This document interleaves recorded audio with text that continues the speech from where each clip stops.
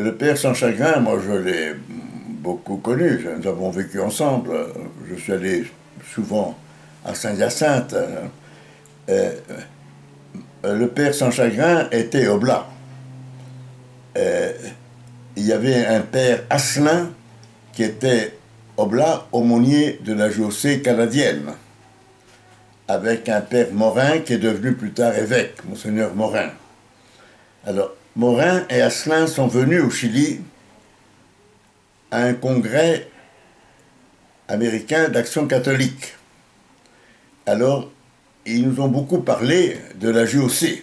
Moi, l'année avant que vienne Cardin, moi, là aussi, j'ai été interprète et j'ai connu la JOC canadienne avant de connaître Cardin.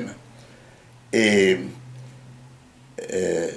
les deux aumôniers de la JOC chilienne ont voulu inviter un prêtre spécialiste en JOC à venir au Chili.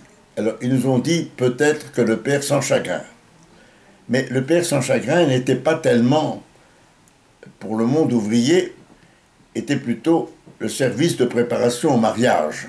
À ce moment-là, il est venu au Chili, j'ai vécu avec lui plusieurs années, et il a fait venir une délégation de prêtres, 3 prêtres, mais pour missionner, pour être dans la zone du salitre, du salpêtre, à Iquique. Il a fondé une mission des Oblats, et lui, ici à Santiago, il a beaucoup travaillé pour la préparation au mariage, dans le monde ouvrier et dans le monde bourgeois également. J'ai beaucoup vécu avec lui, nous étions très bons amis, je suis allé plusieurs fois le voir à Saint-Hyacinthe au Canada, mais il n'a pas tellement marqué le monde ouvrier. Il était plus pour le monde étudiant. Hein. Mais un très bon prêtre, très sympathique. Bon, il nous accompagnait. La JOC avait... Moi, j'ai été aumônier de la JOC pendant 2 ans. Et ensuite, moi, j'ai créé, pour ma part, au nom de la JOC, le travail avec les employés de maison, les domestiques, les servantes, comme disait. Et ça s'est beaucoup développé. Et nous avons créé une école pour que les domestiques puissent continuer leurs études. Il y a eu des centaines d'étudiants. Et cette école, nous l'avons mis comme nom Institut Louise Cardin, le nom de sa mère.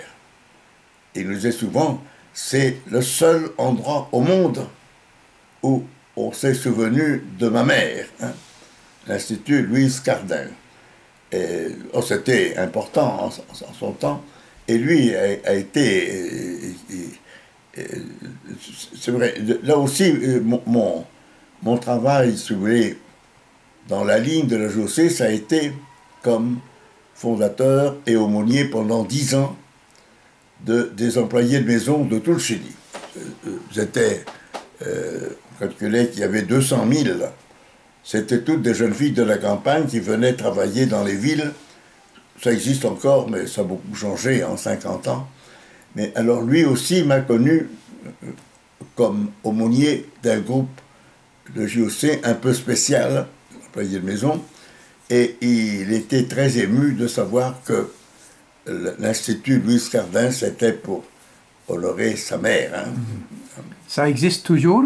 Comment? Est-ce que ça existe toujours?